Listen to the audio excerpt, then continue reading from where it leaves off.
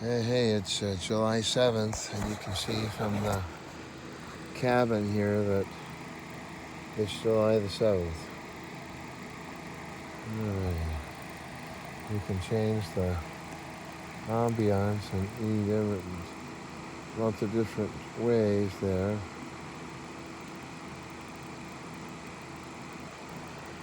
You can also do like that or like this.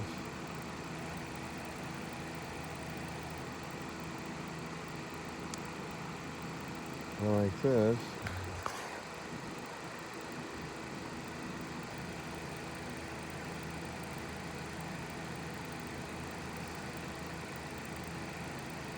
Or I just go like that. I guess this is the way out.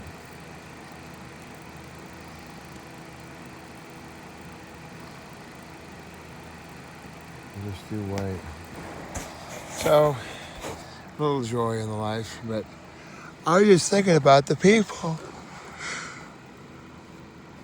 Here's how I'm sitting in my little bed here, and people always wonder, how in the world, how do you fit in there? How do you fit? Oh, you're so big. My feet are down there, and my arms can reach back. I can't even touch the back headrest, so I've got a nice long stretch here. All right, but I was thinking about can and can't.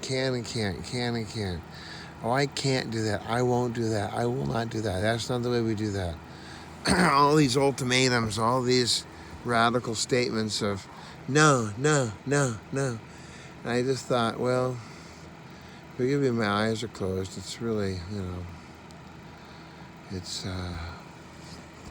7:30. I want to sleep till 8 or 8:30 because I want to get some sleep. I need to rest. I'm a big guy, but I rest too. I rest.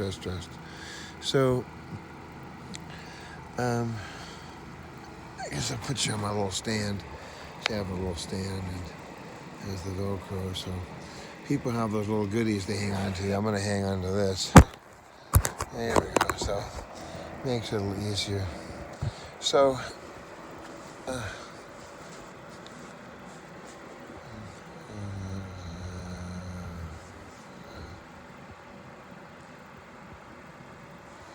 I'm going to make this a little different and make it like yellow. That'll be nice.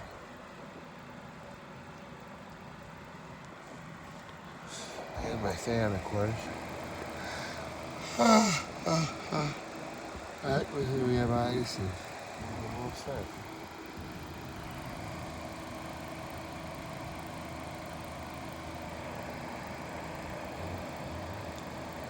Got a little thing on my finger there. Alrighty. I'm charging up my speaker. I'm charging up my headset. I got batteries and alright, so back to the person who can't, who won't, I will not, I cannot, no, they're so adamant. I would never do that. When you have the end of a bayonet, I just saw the new Handmaid's Tale, and June is one of the handmaids. And when you open the scene up with the last episode, I'm sorry if I spoiled it for you. Oh, I can't watch anymore because you spoiled it. No, I didn't. Just stop that. That's crazy. You make him want to see it more. The thing is that they open up and they have the giant rope. I mean, this rope, it's the biggest rope I ever saw. It's like a 2-inch rope. That's so unrealistic. How would those girls, maybe the girls' hands, or I don't know. It probably is the same size rope I use all the time. It's like a 1-inch rope. But on the scene, it looks like a giant, 2 or 3-inch rope. But they have them lift it up and they go heave, and they're ratcheting up the whole platform. Basically, there's a platform that raises up, and then when they let go of the rope on the whistle, and Lydia blows a whistle, then the entire platform just drops. And that's, so basically the handmaids are killing these people. all, all part of the executioners, all part of the executioners, it's like they used to have the horse that would run away from, they had different ways of doing it. Remember Tuco, he was always being hung, and then Blondie would shoot him down from a distance, and then Tuco would be on the horse and run to him. One time he was a little late and the horse ran away and he was hanging there, but he shot him down and he ran, and it was the funniest thing. So June's there and doing that, and she's having to pull the rope, and they've showed different ways of executing people. They've had lots of ways. Oh, you're going to be on the wall. They had people on the wall. They were always executing people, always communicating that the fact that in Gilead, you're going to die. In Gilead, you better watch out. In Gilead, in this particular case, another one of the handmaids, quote, saved her by telling Aunt Martha that she was talking to Martha, and they consider that one of the most vile sins ever, endangering the life of a child. It's June's child, it's June's daughter, and so they hung this Martha, this beautiful African-American who played the Martha for June's daughter she's out of the show. She's no longer on The Handmaid's Tale. Very, very, very sad. I mean, it's just... And in reality, it's sad because she had an ongoing part on The Handmaid's Tale, and now, bye-bye. David Spade has got a part now. Bye-bye. Bye. So, and you think, well, what is all this death and dying? But it's the 20th century. It's communism in all of its various forms across the world. And that's why we're fighting so hard to end communism, because the idea that there's a utopia and all we have to do is get rid of all in the way, we can just, there's people that are in the way, just take them out, power, then we will have utopia. We will have our rest. My wife's often told me that. She just wants to have a nice, peaceful, quiet home, just a nice, and right now we're going through hell. I mean, for really literally no reason whatsoever that makes any common sense. The government has already dismissed the misdemeanor. There is no violations. Everything is groovy. My daughter is thriving and growing and leaping and bounding, and whenever we get together with the monitor, it's just the best time ever. And my daughter, goes and hugs people, and she's just the best. But no. And it's just like this constant threat of the death of our family. I mean, we're going to take your children. We're taking the children. How can you get any more vile than that? Taking the children. It's the exact situation in Gilead that they're worried about. It's always about the children. So back to this who won't. I remember when I went through a disaster back in the early 90s when my first wife did this. It wasn't the department, it was my wife, and I guess she used the government at the same time, another power play. I didn't realize that just by people talking, that the government didn't jump in there. The Pasadena police said, no, we're not getting involved in this. So they recognized it for what it was. I didn't realize there was any police until the 2000s when my second wife told me, she said, one of the reasons I married you was I realized it was all bogus, because how could you should have been in jail and been a felon, and you weren't doing any of that. The police weren't interested. So that told me that it's false. So, yeah. What do you think about that? So, I remember this man, though. I told him that I wear black socks. I could reach back right now. Here's my sock section right back here. Let's find it here. All right. I have to have them anyway today, so I might as well get a pair out, huh? Here's one. And my gosh, and my golly, there's another one. Here's a second one. Okay. So now I've got 2 black socks. Did I buy these the exact same, microsecond? No, I'll put it over here on the calendar. Did I buy those socks the exact same microsecond? Are they the same Gucci brand or, Calvin Klein, or are they the same type of sock? I don't know. I don't really care. I mean, when you're living in your car down by the railroad tracks with Chris Farley, then you don't really care. I mean, we're not into that place where, oh, no.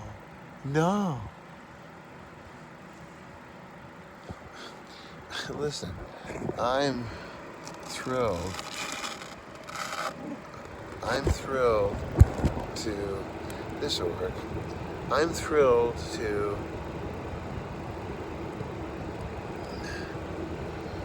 just have peace, quiet. I'm thrilled that all my money's going to the cause. All my money is going to the cause. It's all going to the cause. And what is the cause? The cause is that it's July now. Next month, I have to give $5,000. I don't have to, but I'm going to give $5,000 to the man, Stephen Claridge, K-L-A-R-I-C-H. I've never known anything so clearly in my entire life, because I'm within this far of just reaching out and just receiving a signature, and then never again seeing Deputy Baziris out in San Dimas ever again. No more. He's gone. Finished. No, I'm done. I'm out. I'll be off. Finally. It's a dream. It's a miracle. It's just...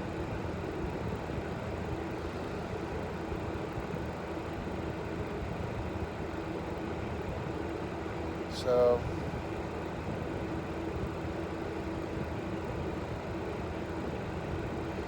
to say that I won't do something, I can't do something, no, we don't do that. We don't do that. We don't do it that way. That's not the way we do things. We'd be so absolute about stuff. Believe me, I've never lived in my car before, but November 29th, 2017. Hey, Marge, did he say 2017? Does he know what year it is? Hey, buddy, hey. It's 2019.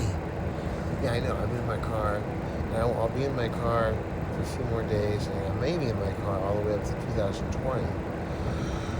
I'd be 78 years, I'd be 4 years. That'll be 4 years in my car. It's crazy. It's not as crazy as having people threaten your family. That's even crazier. All of a sudden, I'm the crazy one because I'm responding. But the government is not crazy. The government is, they're so careful, they're so sweet, and they just love you, and they just want to make sure all the kids, it's the children, they want to make sure the children are safe. I just raised my son and my daughter. My daughter's at Yale right now, taking environmental studies leadership program. My son, he's in the union, he's buying a new car, and he's working full time, making good money. You know, children I raised are just fine. Never a hair on their head, you know, affected. They had lots of hair too. I still have the hair bands in my pocket. I carry just in case they need it.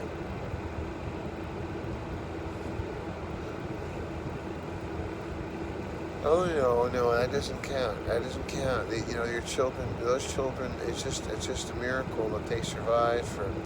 Yeah, they survived for about a combination of about 40 years with no problems. And no, the mother-in-law, great. Yeah, the mother-in-law. I mean, we're gonna bring in the mother-in-law at this point and try to. Yeah, you can bring in the mother-in-law. And what's the explanation? Well, the explanation on that is I didn't realize what was happening to me.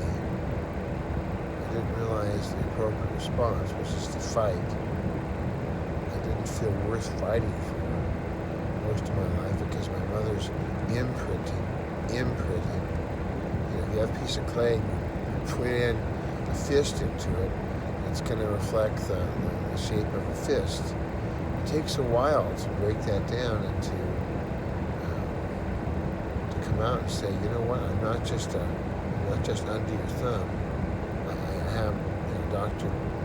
Jordan Peterson talks about learned helplessness. And yeah, there's a learned helplessness that we go through. I just think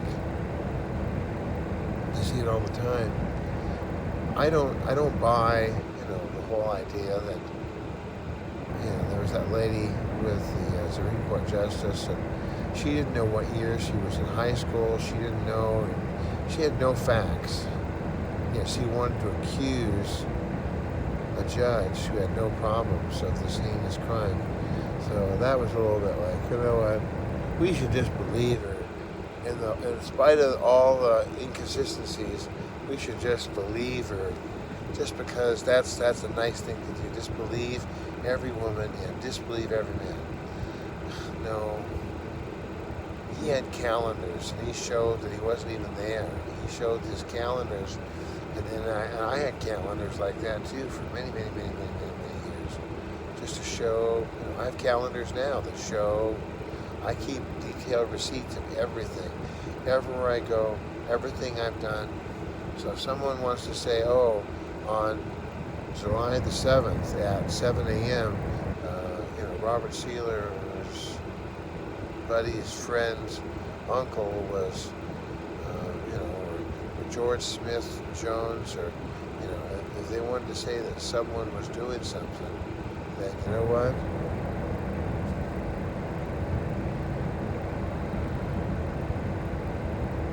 Go ahead, make your big shot. I have a map program, I've got receipts. I don't have any receipts right now, but my map program shows I was parked here on the Rhoda in Eagle Rock, and I'm just here. I'm not doing nothing. So if Mr. Valenzuela wants to say, oh no, he was stalking me, he was there. Go ahead, let him say it. I have a receipt for Eagles Tacos. I have it over here on the dash. It's in my electronic file. I was at Eagles Tacos, and then I went to Foster Freeze, and I got a chocolate shake, and then parked here on the street. Everything can be verified. Verified, totally 1,000% verified. If anybody tries to get near me with any kind of stinky, false, they call it fake news now, but it's really a false narrative, a lie. They want to get near me with their lies. It's funny because today we're all talking about fake news, the fake news, the fake news. Lock her up. You know, he's a collusionist. We're talking about all this stuff. But we never heard about this back in the days. When I was born, General Eisenhower was our president, President Dwight D. Eisenhower, and Whatever he said, that was it. John F. Kennedy. Nobody knew he was screwing every woman in town. Nobody knew. We didn't know. The media never reported it. They just don't like this. They don't see Marilyn Monroe. They didn't see all the other women. They just figure, well, that's the president's, his business, his private business. It's only today that everything is revealed. Everything. I mean, it's funny because they always accuse our president, Trump, of being such a womanizer, such a horrible guy. But believe me, if they had any dirt on him, they would bring it right out. All they have is stuff that he said, which is, it's not good. It's very bad what he said. But as far as, actual in office as president, seems like he's kept his pants zipped up and he's doing a good job. So, he hasn't done anything outrageous. And believe me, he had a mistress who had some kind of craziness going on. It'd be reported at this point because people would, the crazier the story you can show and verify, that the better the viewership you're going to have. You're going to be to the top of the media thing. That's why they're always like, film at 11. Film at 11. So, alright. So I would never say, I'll never say never, but I would be resident. I'd be reluctant. I advise you, stop telling people, I'm not doing this, I won't do that, I can't do. Stop saying stuff like that. It's just so blatantly idiotic. I mean, no. You'll do anything that you need to do to take care of your family. You'll do anything that you need to do to keep going. No one's going to be, oh no. That's quite a life, quite a privileged sanctuary life that you can just walk around and just do whatever you want to do. No, we will, we'll all fight. Okay. The good news is that we're loved. The good news is that God loves us. The good news is that God loves us. The good news is that we do the right thing and we work hard. The Lord's going to bless us. So God bless you today. I pray that in the hierarchy of God's kingdom that you find a place to serve and to be a blessing. And that's it. I think I'm going to go ahead and get some sleep. And if you want to give me a call, I have my controller here, so I'm going to go like this and I'll push the off button. There we go. I'll push the off button. So I'm going to sign out. Give me a call at 213-713-8954 or 8954-GREEN, att.net, on the Twitter, Mr. Bob 8954. And of course, you're watching Bob's Daily Deal on YouTube. Yeah, I mean this seriously. And I'm trying to do it for today. God bless. Thumbs up, make comments.